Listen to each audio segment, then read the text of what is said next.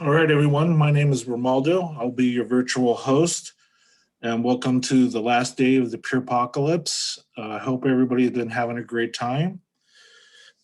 As you know, please note that we're recording this workshop. If you would rather be incognito, please turn off your camera and change your name or remove your name. We're not recording contents from the breakout sessions if there's any.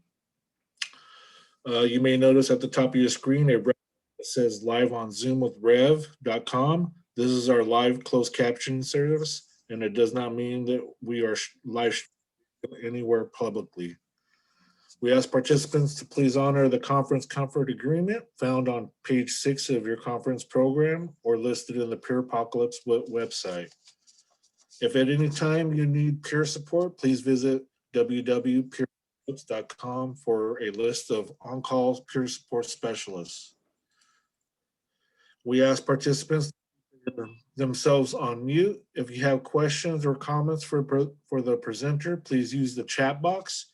If you're having any kind of tech issues with your computers, we're not the tech savvy kind of people that can give you some directions. So it might have to be something done with your computer. So hopefully you can figure it out and maybe try logging off and logging back in, and maybe that might work. So I'll now turn it over to our presenter, Katie Wilson.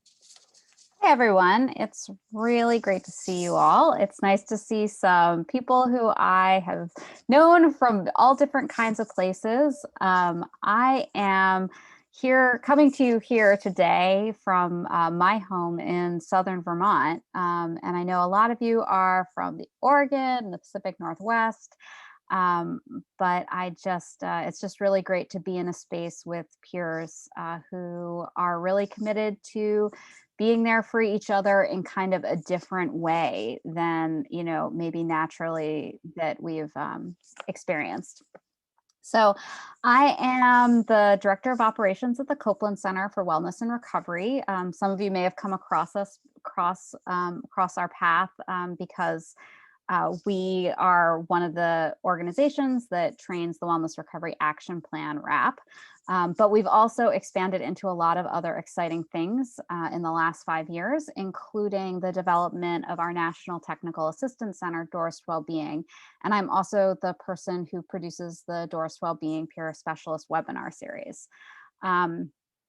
So that's a little bit about me, but we're here to talk about a topic that is really near and dear to my heart and really at the heart of my sort of wellness tools, which is about nature and the natural world and what's happening within the natural world. So I'm just going to share my screen. I just have a few slides, but I do expect this to be like really interactive. I have some places that I really would love to hear from you about the things you're thinking about, how sort of your how you're coming to understand the natural world we live in. And then also I've always just found that there's a lot of wisdom in every group that I'm in, and learning from you about how being in the natural world today feels for you. All right, I'm going to share my screen and we're going to get going.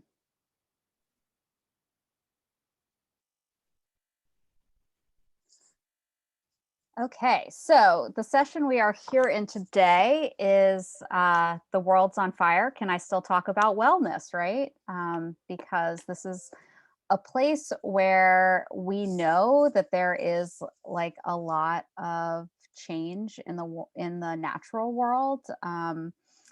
And yet I still have to figure out how to be the person I want to be, have the relationships I want to have, but also hopefully find a way in which to live in the natural world.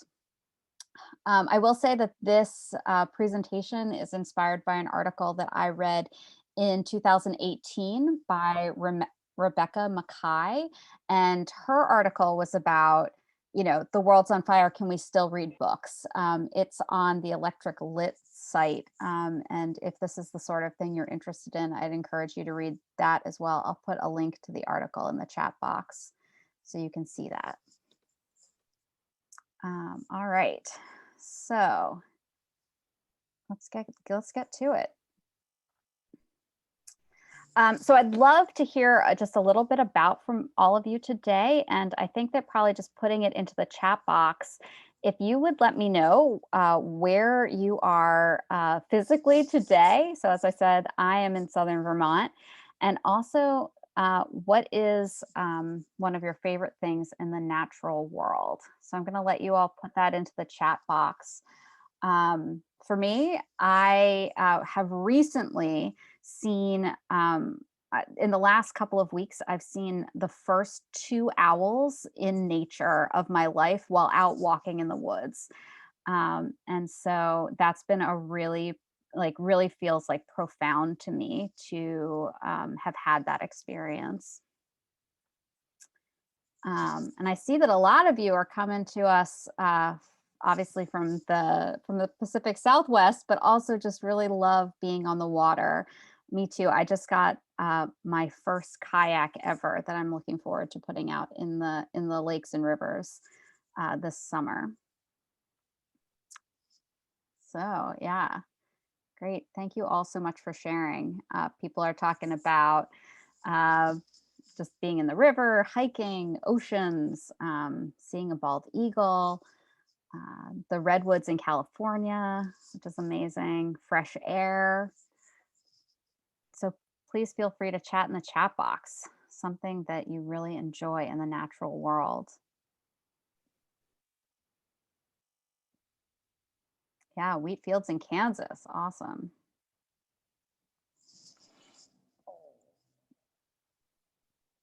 Yeah, going to the beach. Sea stars are good. That's cool. All right. Well, you guys are seeing this awesome stuff come through, and let's move forward. All right. So what's going on, right? As I sort of started to put this presentation together, I was like, oh, maybe I'll gather some like upcoming news that I've seen, and really just everything I could see, like all the news that I could sort of foresee, um, was really not good environmental news, like that there was really nothing feels like it's improving. Everything really feels marginal. Even some of the best stories. I just got this National Geographic in my mailbox, and they have this photo, and this is supposed to be like the feel good story in the magazine, and it's about how humans are relocating giraffes because where they live is flooding because of climate change. And so as I said, it's supposed to be this like real feel good story because humans are saving them, but it really has that double-edged sword of that the reason that humans are intervening at all is because where they live is no longer habitable. And and so as I said, that's supposed to be a feel good story, but for me, my real takeaway is like our neglectful ways of being in nature have meant that like these amazing animals can't live in their natural environment. So I'll just describe the photo in case you guys can't see it. It's they built this very special boat, and that's very big and tall, and there's a giraffe in there with a hood over its face because giraffes are very delicate and can't and need to be treated very carefully, even though they're such large animals. So, and then, on top of feeling like things are really out of control when it comes to our human impact on the environment, we're also still seeing that marginalized communities bear the brunt of degraded environmental impacts. Um, and so for me, that really has to do with like, there's a justice part of how we connect with the environment, how we like hold places natural, like how we continue to maintain natural spaces, how we make it fair for everyone to be able to access these wonderful, amazing places that we all share on Earth.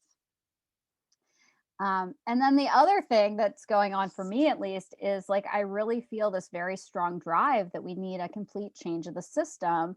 And yet, even despite my best efforts, I find it like nearly impossible to not, at least in one way or another, participate in the system we have. Like I can't opt out just because, I know that, that like that things are harmful to our to our natural world, right? Despite the fact that I really want to, and I really don't want to be part of the group that's causing that harm. And I still do try my best. I try not to drive my car. I try to, try to be mindful about what I buy and those sorts of things. But yet I'm still in this system that I can't completely opt out of. And all of that, on top of all of that, you know, I still love to spend time outside among wild plants and creatures. And so these are two views from hikes that I really love to take that aren't too far from where I live. And actually, the tree that you see here is the same tree. Like, it's a tree that I have a very special connection with. Um, and, just the joy that I really feel being out in nature. And, I know a lot of us here, like in our peer roles or sort of how we got into peer work is because of our challenges with our own mental health. And like for me, being in nature has been one of the most therapeutic things that I've had to have access to in my whole life. And so the idea that like those sorts of things won't be as accessible to me in the future or as accessible to other people, or that we're gonna, squeeze out wild animals and creatures is really something that holds heavy in my heart. And yet a lot of times it feels very difficult to like figure out how exactly it is that I can participate in a way that aligns with the values that I have and aligns with the experiences that I've had. The next piece of this, I'm just going to ask. Oh, this is a quote from um, a person who I just really appreciate, who's an activist in my area. And this came about a month ago, as you can see here. But what she says is, spring is bringing me both joy and grief, joy for the sunshine and warmth recently, and the awakening of all around, grief because the season came too early and too many people are dying of COVID, and Dante Wright was killed by a police officer, and we just have so far to go for racial justice. With increasing ubiquitous signs of climate change, the approach of Earth Day feels extra poignant to me. And do you feel this too? And at the time when I received this, this just really spoke to me about sort of where I am with this. Both feeling like there's just so much to do, but also feeling like I can't possibly give up on something that's so important to me. But it can be very challenging to stay hopeful in the face of, really no good news, in the face of feeling like, the powerful people around me don't connect with nature in the same way that I do. And also that it's a movement that has been um, plagued by this idea that maybe there's not a cross section for all of us um, in the environmental movement, and that's not the place that I come from in terms of this.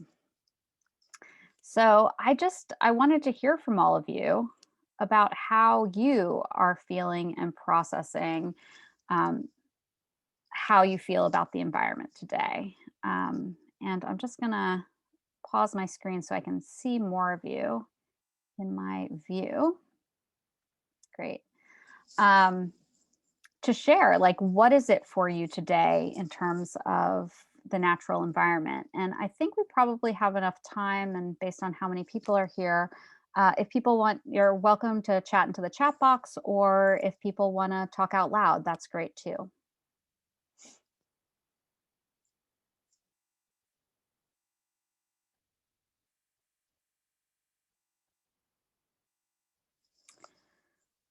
So Joan shares, it makes me sad to see all the trash.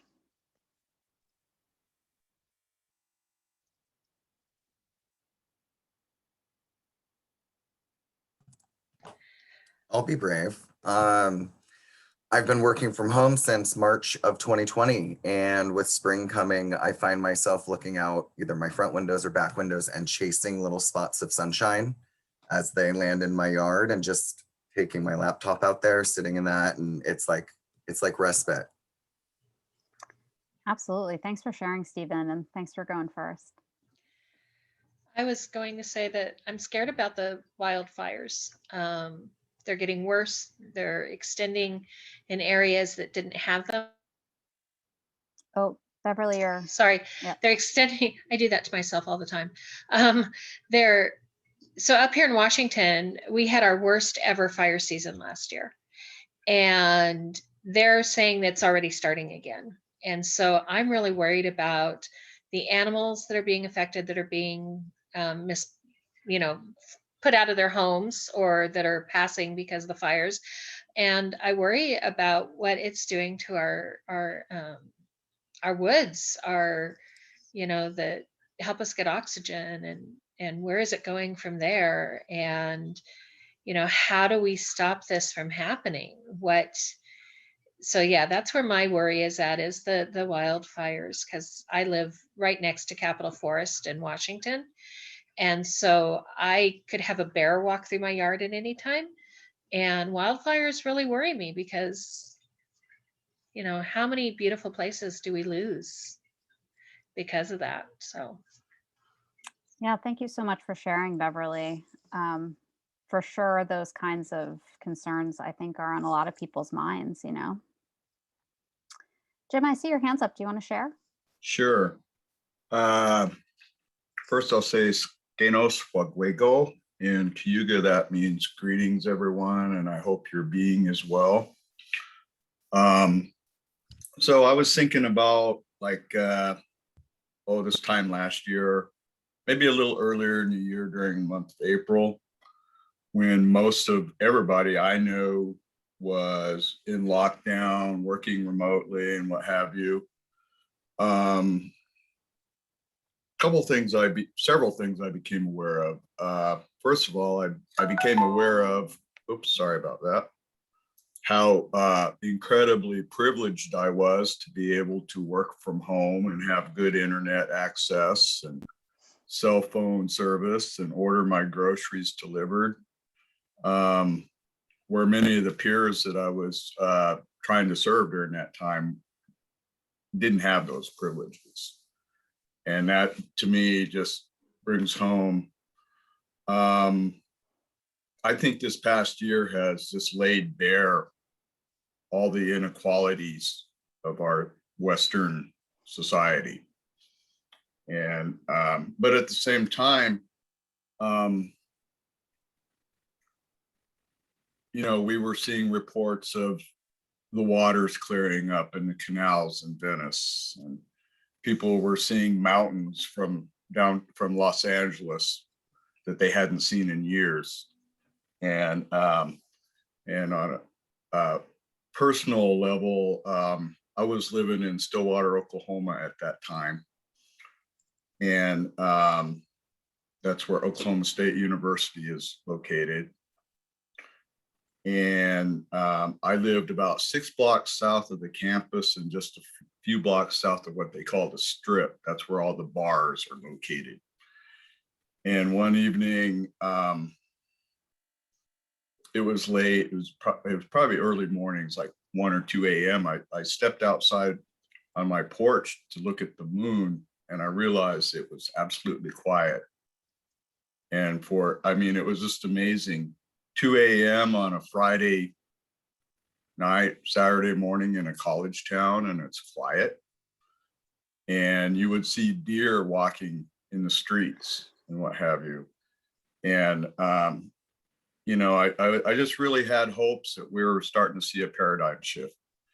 And I'll just be blunt. I had hopes that we're starting to see the death throes of late stage capitalism. Maybe we still are.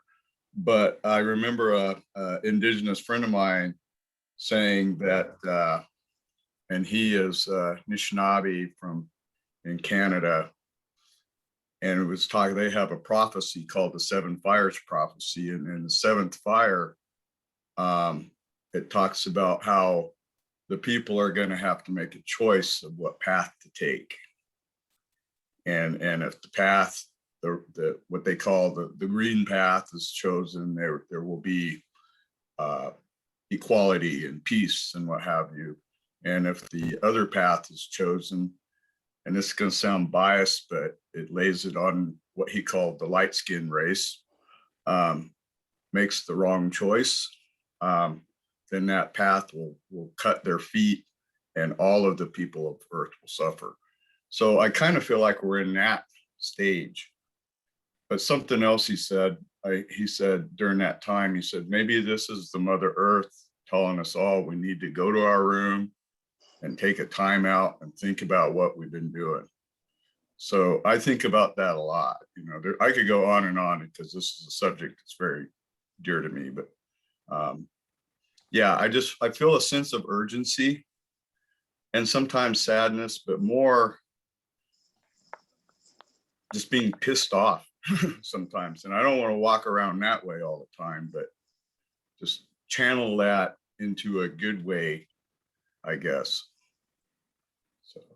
Yeah, thanks so much for sharing, Jim. And I really appreciate hearing about like that glimpse at the other side of things, like the clearing of the air for a time and the, deer walking down the street. I think that that's a glimpse of something that we all hoped would stick around, and maybe it still can. But I just really appreciate that. So I see that Allie has Allie's hand up, and then it looks like Jenny, you're trying to get in as well. So let's hear from Allie and then you, Jenny.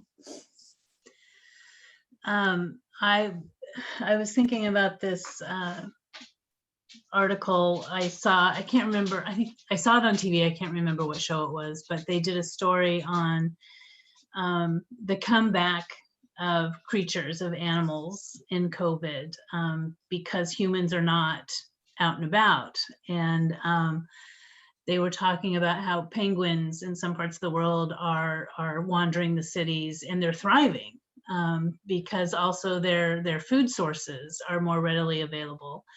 And then, but what really struck me was a story about, and I wish I could remember the details of where and the name of the bird, but there's a bird that they have discovered has started singing 2 new notes that they've never heard it sing before.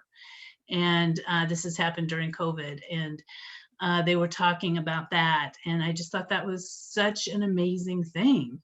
And I'm not a bird person, I'm not, but just the fact that a bird that's been around for who knows how long has suddenly come up with these 2 new notes because it's been quiet enough for that to evolve and to happen. And what I worry about is that as restrictions are lifted and people are getting more closer to normal activities, we're not going to remember these things. And so we're not going to continue to create space for them to happen. And humans are just going to continue on and go back to those other things. And the reports of the pollution in the air has dissipated with COVID because there aren't as many vehicles on the road and all of those different things. I'm just worried we're going to forget. We're not going to learn the lesson. And we will just start heading down. We'll just keep heading down that path. And as far as wildfires go, in April, just a couple of weeks ago, we had our first wildfire in Oregon, a small one in Clackamas County, which was hit very hard last year with wildfires. And that required some evacuations, excuse me. And I just thought, I've lived in this state for my entire life, and I have never heard of wildfires occurring that early in the year, and in Clackamas, that early, that close to a populated area. And that scares me too, that what is happening. And but then there's part of me who also understands that fire is natural.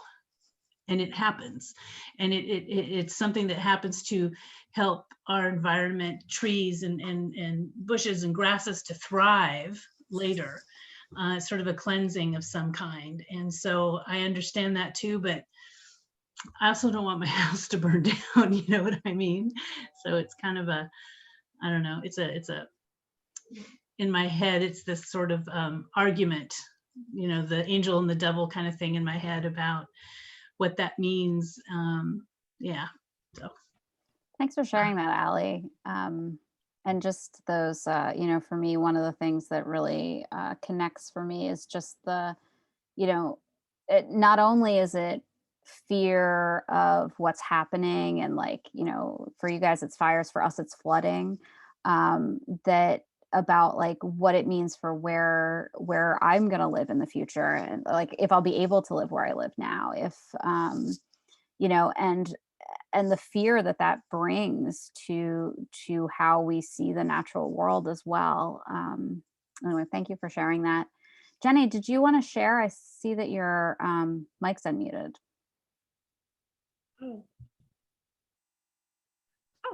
Yeah. Well, I just wanted to let me know if I start freezing.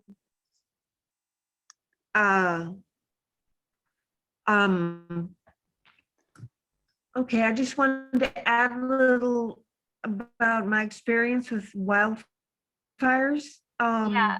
Is it possible for you to turn off? I live in Damascus, Oregon, which is southeast. Am I freezing up? Jenny, your audio is going Which in and is out. southeast of If you Portland, and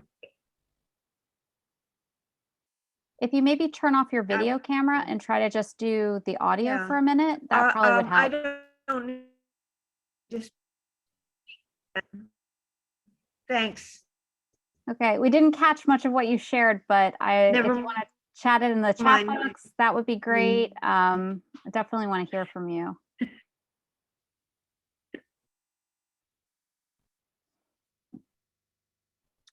Does anyone else want to share? Okay. Can you hear me okay now? It's Or is it pretty still- choppy. Okay. So, but please feel free to put a comment in the chat box or to stop your video, and maybe that would help.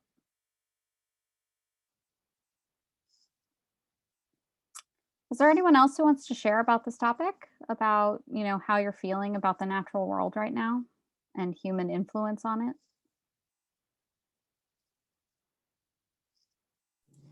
I can share. My name is Corey. I live in Southern Oregon.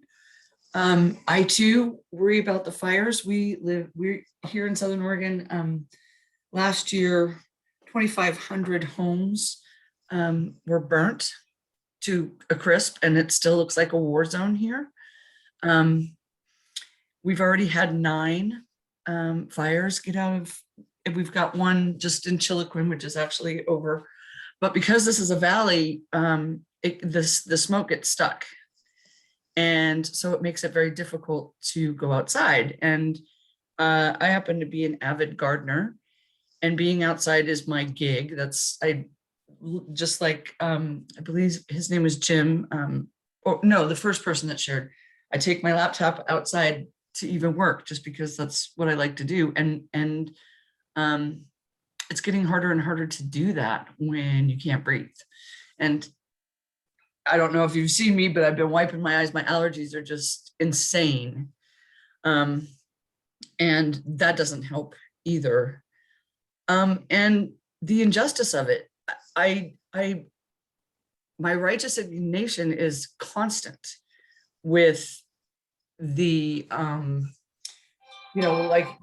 like what was being said about the animals coming back out. And I love the 2 notes, the 2 extra notes on the birds. But we're so, I won't use that word. We're such a selfish people. We saw things, we just take it for granted. And especially down here, I don't understand how people can go from having clean air to not having clean air and just going back to business as usual. I get very angry. Thanks for sharing, Corey. I know that is something that I absolutely relate to, and, feeling that feeling of being so angry that that we could treat the earth this way and just be like, oh, what can I do? I don't know. It's like a real thing, So thank you so much for sharing. I see Adalbert. Is that right? That your hand is up. Would you like to share? LOL. It's pronounced Adelbert. Oh, Uh, Adelbert. That's lovely. Thank you. I go by AJ. Oh, I AJ. thought, yeah, much easier to pronounce. Anyway, I just wanted to share, what there's been so much negativity in the world. I'm from Portland. I have an office in downtown Portland, and through all the unrest, violent protests, shootings every night. It's really crazy out there, Then on top of that, I find out I'm getting older, and I'm starting to have medical issues, and so I'm been making some major changes in my life. I stopped smoking 3 months ago. I started working out. I got my blood pressure back down. I'm going on nature walks more, and I try to distance myself on what is actually the stuff that's going on in the world. I don't even like to watch the news anymore, except Good Day Oregon.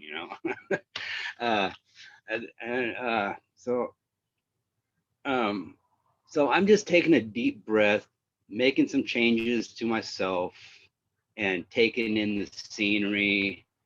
And instead of looking to all this bad that's going on, there is a lot of good going on also. You just got to you just got to sit back, take a breath, and look. And yeah, one of my enjoyments is through the woods, wild animals, domestic animals. I love going to the zoos. Uh, my my goal this year is there's a West Coast safari on the Oregon coast that I'm going to go to this year. I heard that's a lot of fun, and you actually get to have really close encounters with wild animals, big cats, tigers, leopards, and stuff like that. Yeah. So. Thanks so much for sharing, AJ. This really gets to, something that I really do want to move us along to talk about a little bit, which is, in order to, this is sort of like the title of this, right? The world's on fire. Can we still talk about wellness? Is that, we can only engage with what we ourselves can control, and that's about like how my daily maintenance plan looks. That's about like how I can make sure that I can have the best day possible. Because ultimately, like, there's some things I can control and there's some things I can't control, and how I engage with that, while knowing that, like, for me, the natural world is really important. So I want to take whatever action I can, to ensure that it's going to still be there in the future. But I'm not going to be able to do that if I can't confront, we were just talking about like this anger and devastation that we feel about how the world's been treated, how the natural world has been treated. Is that ultimately, if I'm only in that place about it all the time, I won't be able to move things forward in the way that I know is so important. So yeah, thank you so much for sharing that. And just, I really just want to support that, you're taking these actions in your own regard to support your own wellness. And I feel like that's a place that we all really need to go, and certainly a place where I try to go as much as possible. Um, so there are a lot of really great comments in the chat box. So I hope that folks will go through those as well. But I'm going to show the screen again. And again, thank you all so much for sharing. Like, sometimes this isn't an easy place to be because it doesn't always feel hopeful, right? And as peers, like, one of the things we like work on and train to do is to share in an authentic but also hopeful way about where our lives have been and where our lives are going. And, my hope is that we're able to take that kind of way in which we are with people, and the way in which we are with ourselves, to the places, so that we're able to make the kind of connections that will really support, keeping the wild world a place that exists within ourselves and within the natural world that we live in. So I'm going to move us into sharing my screen again. Here we go. Okay, so just as we were sort of talking about, changing perceptions, right? You could hear from me that like it's easy to feel hopeless around these sorts of things. But for change to happen, we need to keep engaging in the process. And we need a vision of wellness that includes ourselves, our systems, and all of our ecosystems. So, for me, that's really about um, uh, I'm not sure that we'll ever be able to go someplace else unless we have a vision of what that something else looks like.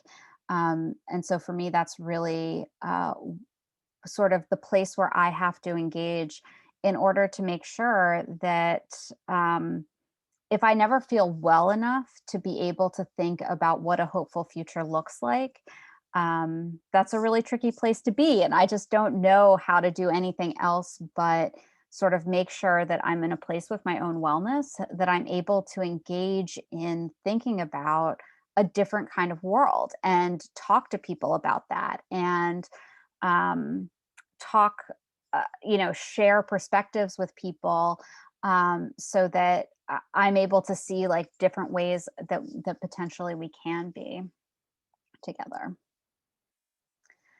So I wanted to share a bit about my action plan around this to stay engaged, because I truly think that it's only going to be through my connection with others that will make changes around sort of the natural world, keeping things together. I'm also like a busy mother of a young child. So, and I have parents that I care for and those sorts of things. So there's a lot that I have, like different kinds of responsibilities that I have, but I never want this to sort of be on the back burner for me. So these are the things I do for my action plan to stay engaged. I go to a support group that is with other families who care about the environment, and we always meet at least once a month, talk about how we're feeling, how we can stay connected with each other. We've even done this through COVID, not online, but outside, even in the middle of the winter, and it gets quite cold here. Um, but just it's really important to me to stay connected with people who also care about the environment, partially so that I don't feel totally alone in these feelings that I have about the natural world. The second thing I do in my plan to stay engaged is I spend time in nature, because for me, that's the place that has been the most therapeutic for me during the course of my life and with my mental health challenges. That's the place where I've always felt the best. And so I want to make sure that I continue to prioritize that. Even with all the other sorts of things that I have, like all the other responsibilities I have going on. I also have tried to be like actively engaged and look for ways that I can contribute, whether that's money or ideas. I try to testify at our state legislature at least once a year about, my opinion about how things are going with this, and just any place where I find that I can work the edges around that. The next thing on my plan is I invite others to spend time in nature. So as I said, like I feel like the only option I really have is to continue to engage a larger community about what it means to me to have wild places to honor the earth that we live on, and to make sure that that happens. And I feel like it's only through I feel like experiencing nature will allow people a greater understanding and a greater commitment to the natural world. And so the more time I can spend outside, already part of my commitments, but also spending that time outside engaged with others is something that really is important to me.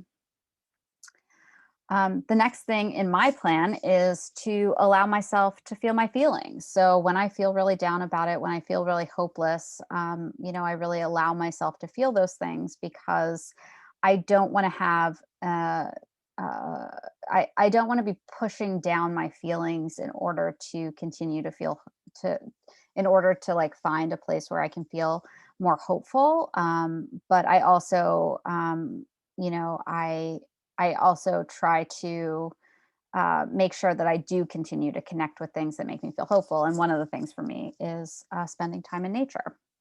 And then just the last thing is I continue to work on my wrap plan. So that's really about how do I maintain my own wellness so that I have space in my life for the activism and the kinds of connections I feel like I want to have with other people. And I've only been able to find that through working my own plan. So for me, that means, having a big box, like a big wellness toolbox of things I can do when I'm not feeling my best, or things I can do to feel better, ways I can engage with supporters, ways I can make supporters, different sort of the different ways in which I create a support system and how I want those relationships to look in my life, as well as continuing to figure out, what my early warning signs are and what my triggers are, so that I'm just able to be my best self and really engage in these things outside of myself. Because when I'm really struggling, doing a lot of these things, it's very difficult to do. And then I feel bad about myself because I'm not able to engage in the way I want to. So this is really my personal plan about how I stay engaged. But I wanted to give folks space to think through some of these things, and if coming up with a way to do that for yourself is something that would be helpful to you. And I have this great quote that I really love. This is Buckminster Fuller is a revolutionary guy who had a lot of ideas about the future that I've always really admired. And one thing that Buckminster Fuller said is, you never change things by fighting existing reality. To change something, build a new model that makes the existing model obsolete. And I think that for me, that's a place where that opportunity to build that new model is something that we can come together to do. But it can only sort of work that way if we do that. So I wanted to just open up some space to talk about, what can we do to ensure that we're able to envision the future. And I want to hear from people what your experiences are. So I'm going to stop sharing my screen so we can just talk more about that. And Jim, I see you have a really interesting comment here in the chat, but also that your hand's up. So if you want to speak, go ahead, please. Sure. I've learned some things about what we call reality or the real world. And this is just my perception. That's developed over probably about the last 5 or 6 years, actually. In 2016, I was able to go to Standing Rock in North Dakota and spend some time there when the resistance to the Dakota Access Pipeline was happening. And some of you may have heard the term Indian time. I don't know if anybody's heard that. In Indian country, we kind of joke with that. It's like, if somebody's late, we always say, oh, they're on Indian time. But really what it means is that place where you can exist in a reality where there is no clocks, calendars, deadlines, billable hours, anything like that, and just be with that land on that time. And that's what I experienced. And I realized then that I had gotten a glimpse of the real world. And unfortunately, I had to come back to this world and work in terms of calendars, clocks, and billable hours some more. and I became extremely discontent. Extremely discontent. And later on that year, my people, we take a whole week in August for a major ceremonial function. And we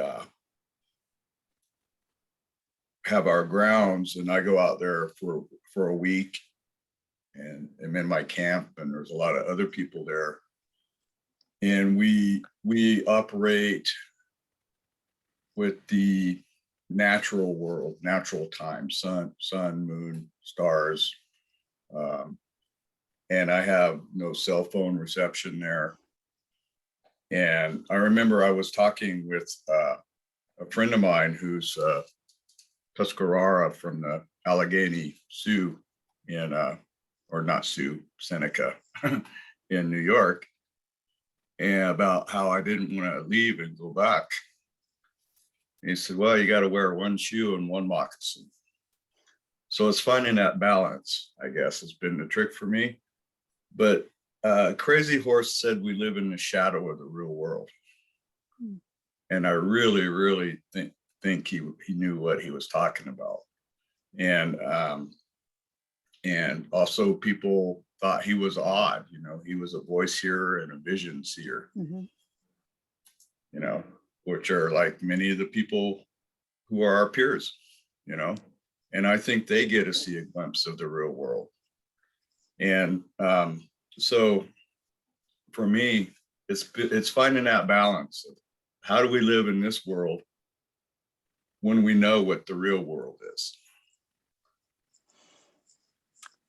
Yes. Oh my gosh. Yes. I guess for me, one of the places that has been like the most influential for me is just in the work walking with peers, and, you know, people having a very like the actual real experience of what's happening, and like being cornered into a system because of that. Right. And so like when you talk about sort of like that sort of thing, it really resonates with me in terms of walking alongside people who just don't want to be in the world the way it is today. And, you know, being labeled a certain way because of that, that, you know, once you start talking with them, you realize that that's sort of the perspective they're coming from. So, and thank you just for sharing your wisdom about going to different places and things that you've learned along the way as we're all trying to navigate through this. Allie, would you like to comment? Yeah, when Jim was talking, it was reminding me of that, yeah, trying to find that work-life balance, and how in COVID I had a pretty good work-life balance before, and that's because of support I get from my supervisor and my manager and my director. But it's gotten even better in COVID. I mean, I have one child left at home, and he's 16, so, you know, for the most part he self-manages, and thank God I don't have a younger child like lots of people that are, you know, a child that's 7 or 8 and distance learning and all of that. But my point being, I work for Clackamas County in the behavioral health division. I develop peer support programs, and then I work with peer-run organizations to get those supports in place in the community. And I love that my supervisor has allowed me to work really on my own terms and create that work-life balance. I not only have children, I am a single parent, and I have 2 grandchildren, and I have aging parents, a father with Alzheimer's. I mean, lots of personal stuff going on. Plus I need to take care of my own mental health and all of that. So, and I'm part of a union with the county, which I have to say, I have the protection of a union. I hate that I have the protection of the union, because they're very prescriptive, you know, as far as the hours you work and when you work them and all of that. And my supervisor and I have to do these things kind of in this covert way that sometimes I wake up at 2 a.m. and I have this amazing idea and I need to sit down and I need to get it out. And it has to do with work. So it's work time. And for my supervisor, that's okay. My union would freak out and blame my supervisor for working me too hard.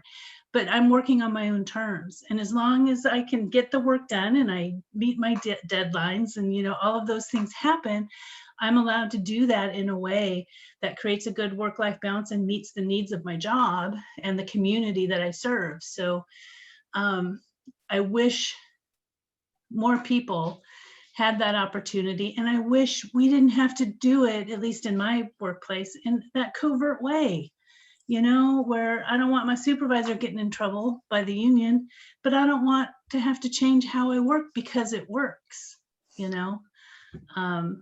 don't know where I'm going with this, but it's that whole work-life balance thing. And I'm really loving how it's working for me right now, and that I'm not going to have to go back to the way before COVID because they've made some permanent adjustments in our workplace. But anyway. Yeah. Well, thanks for sharing that. Yeah. Capitalism and corporations and all that bullshit just needs to fucking relax. We'll get our work done. Yeah, and I mean, especially for us in the peer world, right? If our goal is really to support people through difficult times or when they're struggling for something or share our own experience with people, like I find that sometimes the rules are really what's getting in the way of that opportunity, but figuring out how to make that work in our lives when I know, with peer work, it can be very like emotionally taxing as well to be with people that are in the worst parts of their lives as they like navigate sort of finding different places for themselves and being there with people, and like how does that leave enough left for me for my personal experiences that I want to and need to have in my own life, but then also like leaves enough space that I can be with people who are organizing or be an organizer myself around these issues that I really care about. So thanks so much for sharing that. I did, does anyone else, okay, it looks like I got everyone who wanted to share right now, but I was hoping that people would be willing to do just an activity, kind of a personal thing with us here. So, I've talked a little bit about like the sort of action plan that I have set up in order to allow myself to be in a place where I can even think about a hopeful future, that one that is not just, where we are today. And so one activity that I'd love for people, if you want to participate with, every participation is totally voluntary, but I just wanted to take a couple of minutes and give folks an opportunity to just write down a couple of hopes that you have for the future. If they can be sort of connected to our natural environment, that's great. But if you have other hopes that you have for the future, that's fine too. And so I just, what is it that we can vision as people that develop really special relationships of mutual learning, of unconditional high regard, of appreciating people for the authentic people that we are and the differing perspectives that we bring to this.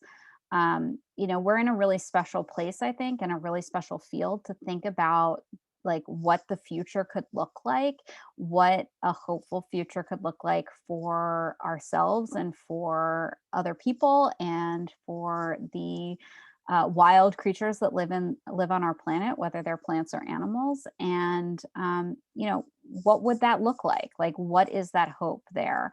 So I'm just going to give us, I think, 2 minutes to write down some of those hopes, and then we'll move on from there.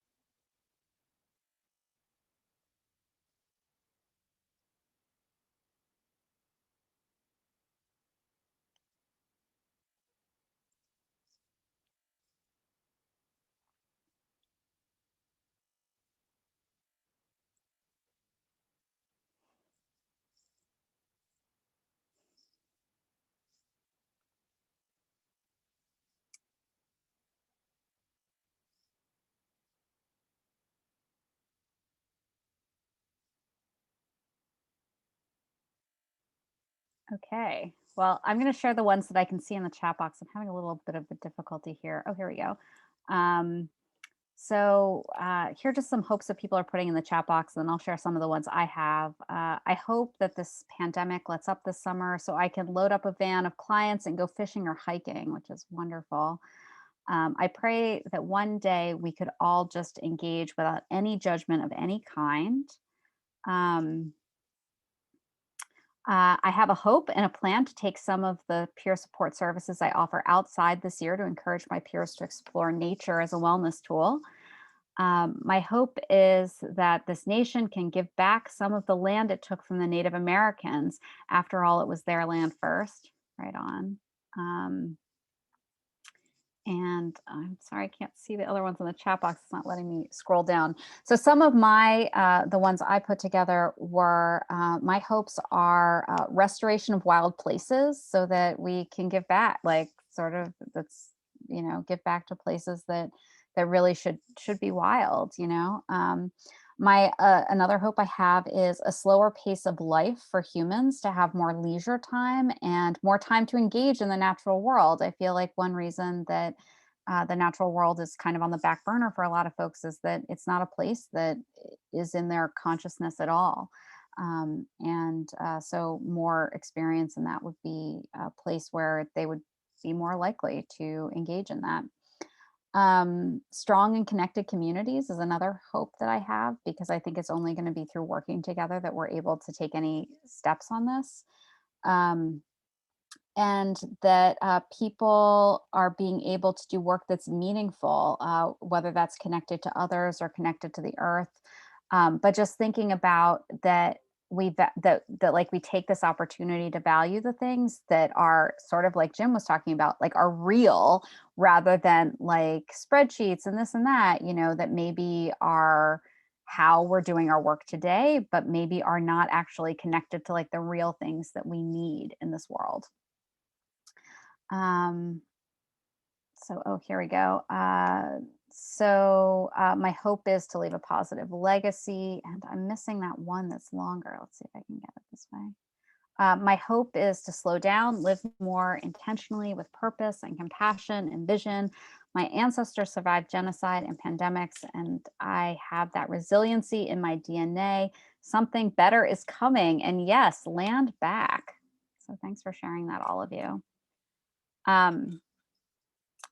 So I just wanted to give folks an opportunity. This is something that I do with other hopes that I have, is I'll take one and I'll just think through like one first step. If I was to aim my life at that one hope, what is like just one step I could take toward that? And so I'm just going to give us another 2 minutes to, if you just want to think about like first steps, like just it can be something small, it can be something large, whatever it is for you that really makes sense in terms of like, what's a first step that we can take.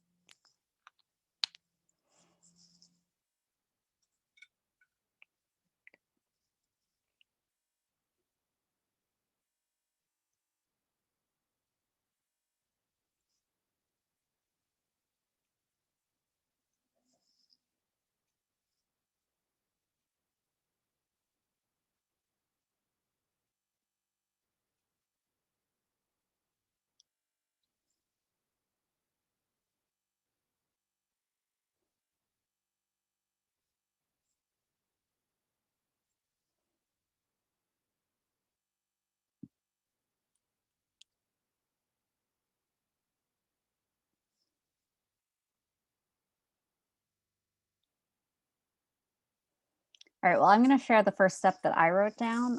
I've been thinking a lot about how like when things go in the trash, that they're forever in the landfill, and it really fills me with a lot of sadness. And so the first step I'm going to do is I'm going to talk to my neighbors about the importance of composting.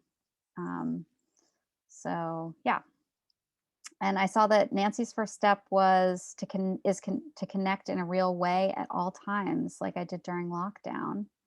And Beverly shares, I raised children to respect the earth, to ask before picking a flower, saying thank you to the earth for the beauty of the flower and for sharing it with us. And I taught them to stand barefoot on the earth and to feel the energy come around them. So thank you so much for sharing that. Would anyone else like to share a first step that they wrote down?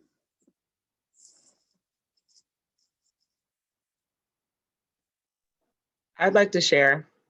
Go ahead. So I pretty much already live this stuff and do this all the time. And I just want to share some of the things that I do already, so it won't be like a first step. Sure. So one of the things that I do with my clients when we are working on like new skills and grounding and stuff like that is to tell them the importance of being in nature and being barefoot in nature. So one of the things that we do that I put on their grounding practice skills is to get out barefoot in either grass, sand, water, whatever it is, and just dig their feet in and just be there with the ground and connected to the ground. And so that's something that I do a lot with people, and it's actually really amazing what it does for them. And I feel like it's just adds to, you know, everybody being connected, I guess. I just feel like it helps with even society for people to be more connected, everybody to be more connected to the earth. It's one of the things I do. Thanks so much for sharing, Julie. And like, what a great gift to give to folks that you're working with, to just try some things out, right? Like, and maybe it will be moving to them. But it's also something that you can share that's important to you. So thank you so much for sharing that. Does anyone else want to share a step either, and sort of as Julie did, something that you're already doing or a first step that you want to be able to do? I will real quick. I feel like I'm talking too much, but I already live this way as much as I can. But since I've been up here, I moved back to the Pacific Northwest in December. And so I have some housemates, which I'm not used to. But I've gotten them into gardening. And I'm growing what's called a Three Sisters garden, corn, beans, and squash, and some other things, some medicines like tobacco. And the other thing I do is I'm a real pain in their ass when it comes to consumption and recycling. And, you know, so sometimes I'm kind of a Debbie Downer, I guess, maybe, but I think that it's more important to be a realist than a false optimist sometimes, if that makes sense. Yeah, absolutely. Well, thank you for sharing that. And just, getting folks into growing their own food, that's one of the ways that we can be or that we can break the cycle of being like connected to corporations, right? Like that we know that growing our own food is a place where we can find resilience, however we can sort of like work around that. Unless you have 10,000 squirrels. Sorry, they decimate my garden every year. Well, I live in a rural area, and an old farmer friend of mine, before she passed away, she was really adamant that you had to plant enough for all the other things first, for the animals that come to her farm, and then the other things that are left over are for humans. So anyway, that's great. Does anyone else want to share any other first steps? I see Julie put in the story of stuff. It's a YouTube video. It's really good. I think it's also very illuminating. I've seen that one as well.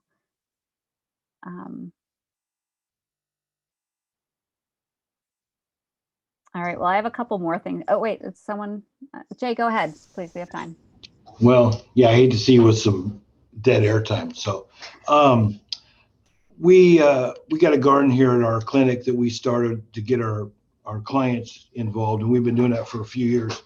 This year we got 3 years of soil delivered. I was hoping the clients would help me out with it, but this old guy had to haul it around, and we had some extra left over after doing the garden, and I've always wanted to put some flowers around the building because they put a new sign in and all this stuff, but it looks so sterile and uninviting. So I put some in front of the sign and around a tree that's in memory of people with mental illness, and on different sides of the building, and hoping to plant some flowers in there. I've tried to get clients involved, but anyway, but my goal is really to add some color to my home away from home. I'm doing it at home, and it just adds so much life to what you see, and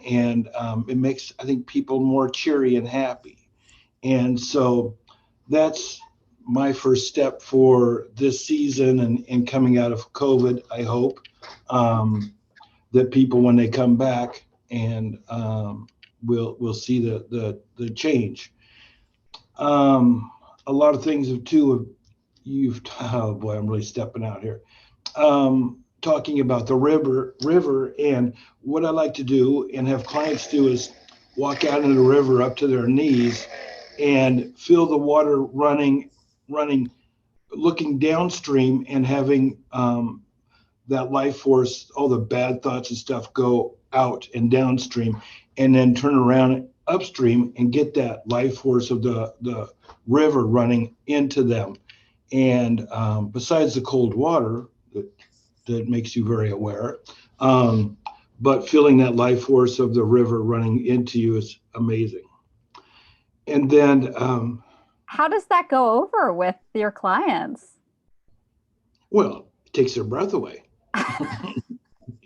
But it's a real feeling. There's nothing, I mean, quite like that. When you're looking downstream and watching that water run out of you, you can actually feel you letting go and being part of the water, and that energy, all the bad energy running out of you. When you turn around, you can actually feel that positive, that real energy going into your body.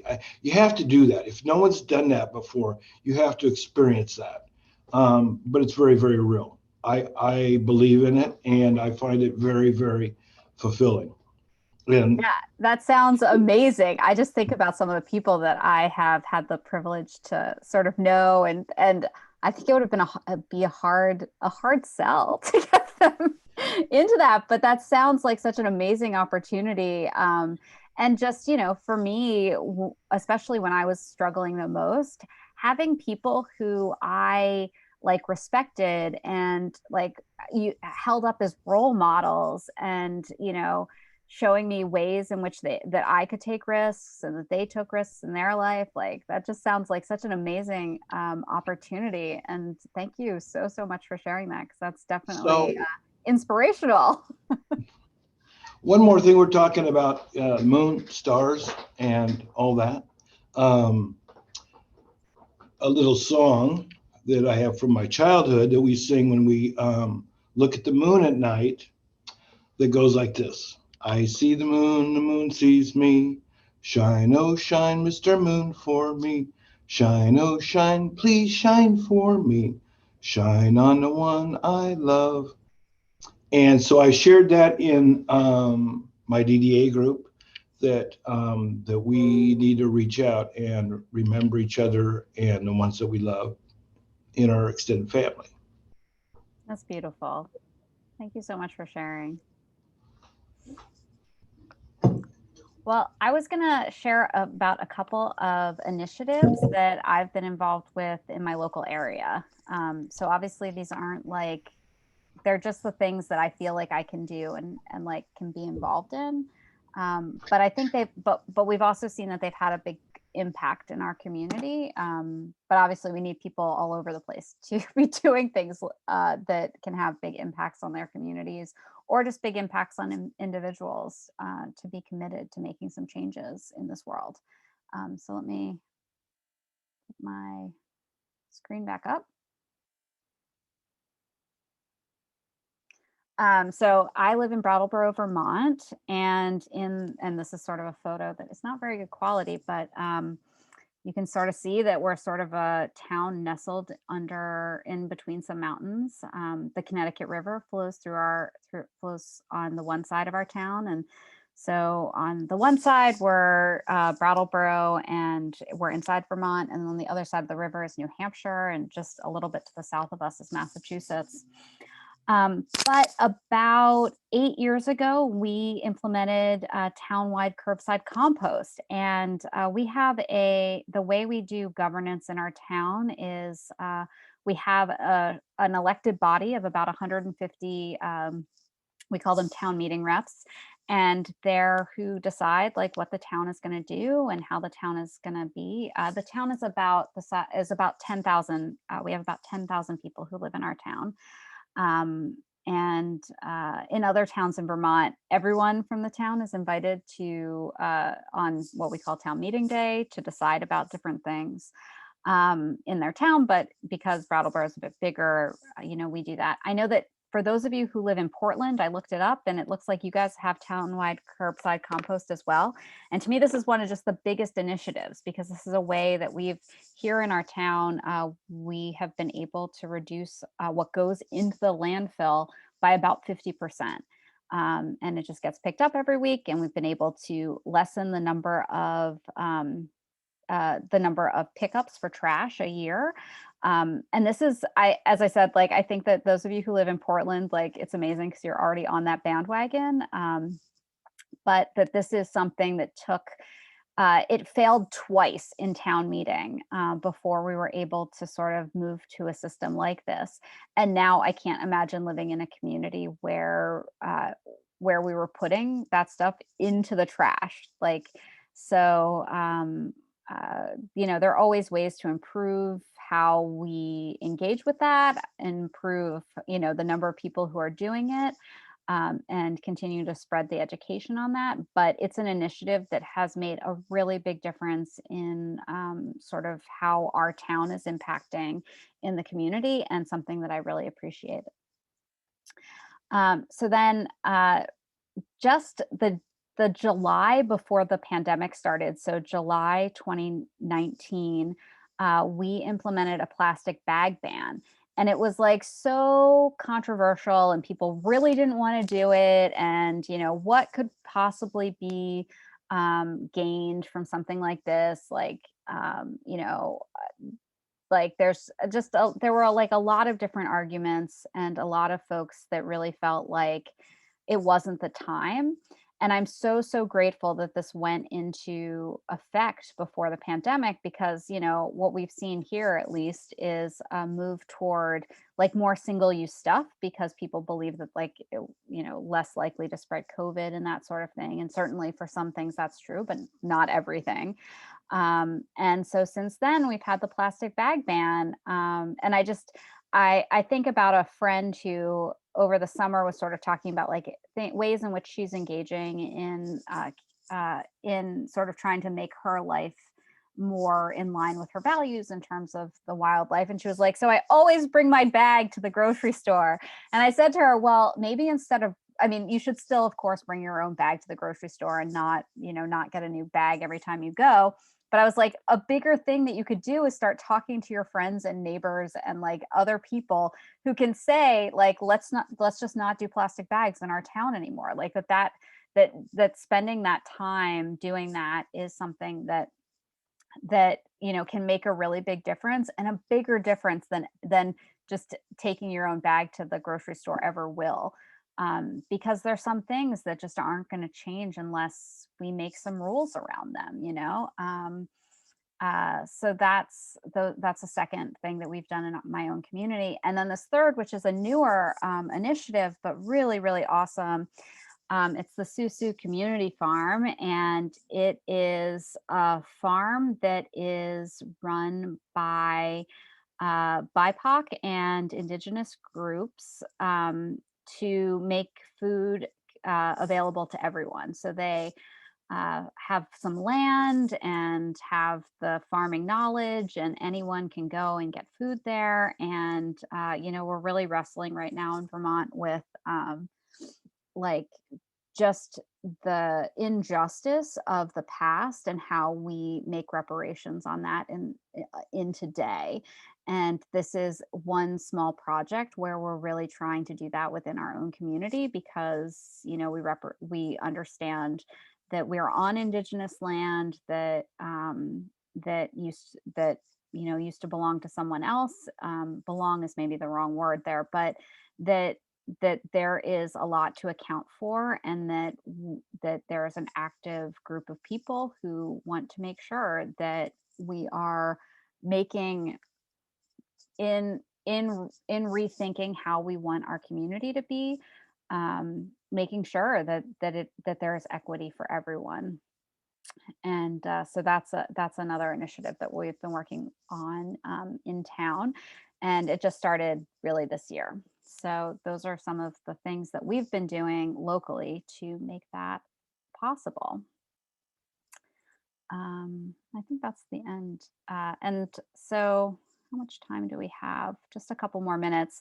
Well, just for me, in terms of my concluding thoughts about this issue, and I really do want to say I appreciate everyone sharing, and just continuing to be engaged in what is not always easy, or I would say it's not ever easy. But, you know, if we remain in that sort of hopeful space, this is, you know, for me, what is really it's all about is that the transition is inevitable, but justice isn't. And the action that works for you, but pick an action that works for you, but do something this month to work with others to ensure our future is just and livable for all. And so that's really what I wanted to leave you with. But we have a few more minutes if people want to have anything else they want to share about things that are going on in your own communities.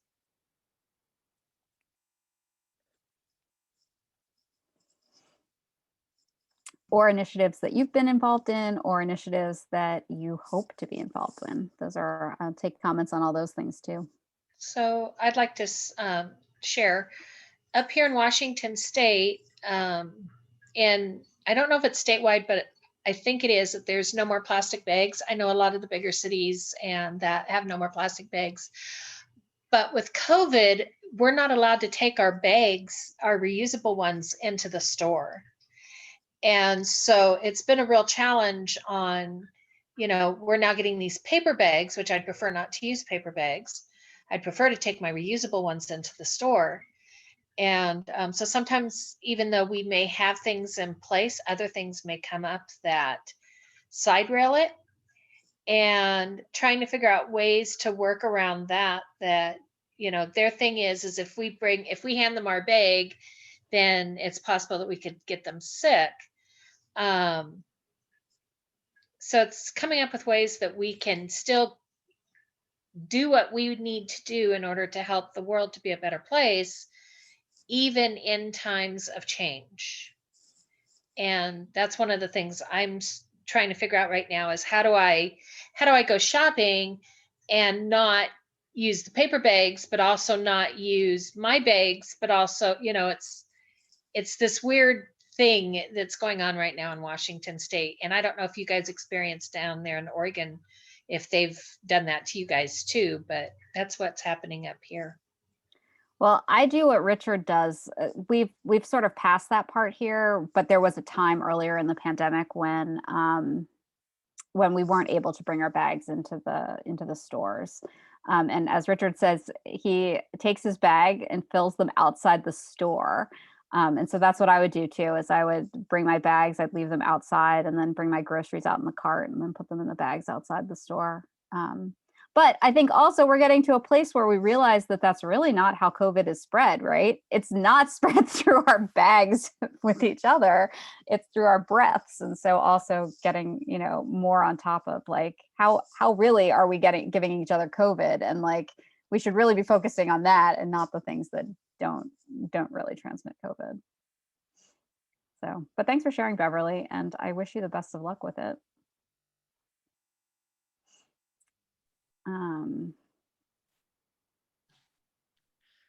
So Oh, here, yeah, go ahead, Corey. that's okay.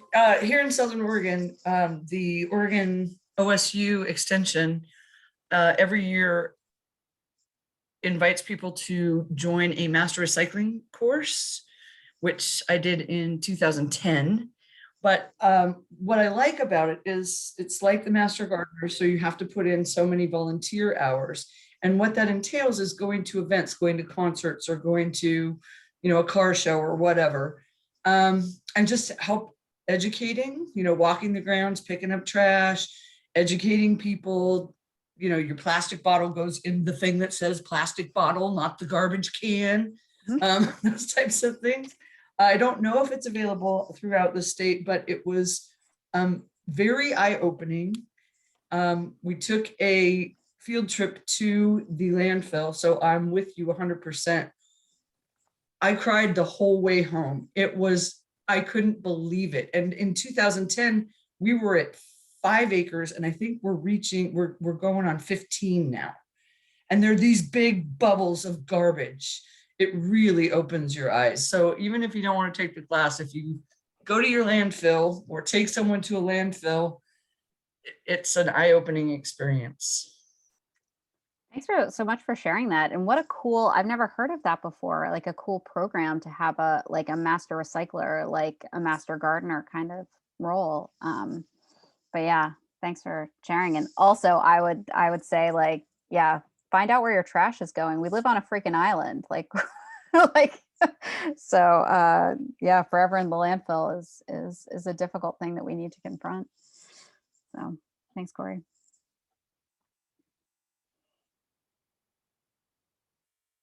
Well, we have a couple more minutes if anyone else wants to share something that they've been involved with that has, or something you'd like to be involved with.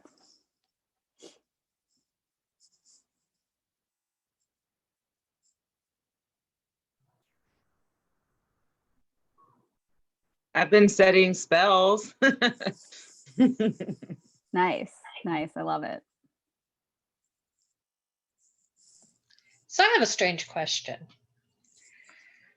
In Washington, we're doing this painted rock thing where people paint rocks and then they go out and hide them in nature, so other people can find them.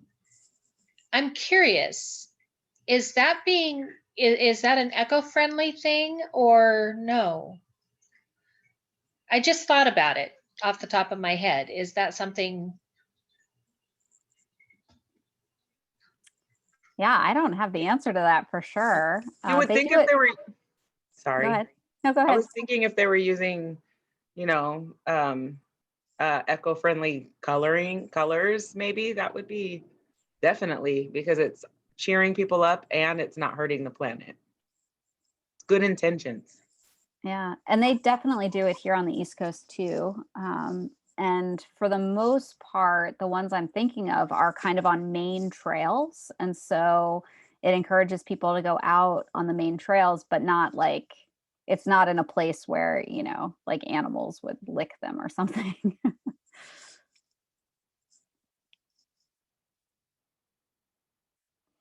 Well, we're just at the end of our time, and I just want to thank you all for attending today and all the sharing here. It's been really illuminating, and especially I feel like I've learned a lot, especially about the Pacific Northwest and how you all are engaging and with our natural environment. And I just hope that you're all able to go back out there and continue to work on your own wellness and continue to engage with both your communities and people who you're serving to help folks understand about this really magical natural world in which we live, and how to be connected to it. So I will leave you with that. But thank you all so much for coming. And it's really great to be here in this pure space of Purepocalypse.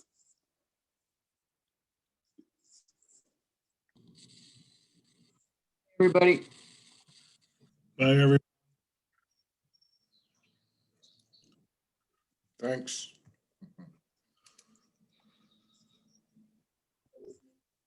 Thank you.